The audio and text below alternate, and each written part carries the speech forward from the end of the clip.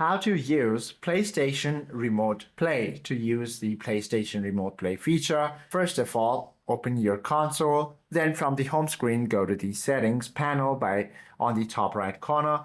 Then head to Systems and go to Remote Play. You simply have to enable the Remote Play option.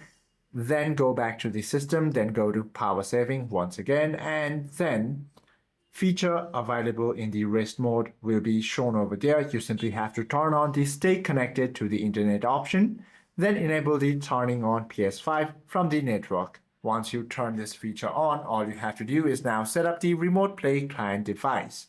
If you are on mobile device, you simply have to launch your device's App Store or Play Store. Once you open it, go ahead and tap on the search bar, then search for PS Remote Play.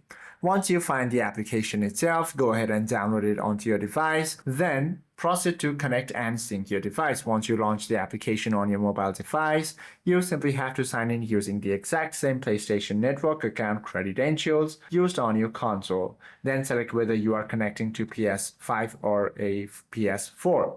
The app will begin searching for your console over the network. Now you simply have to connect a controller to your device and turn off your controller's power.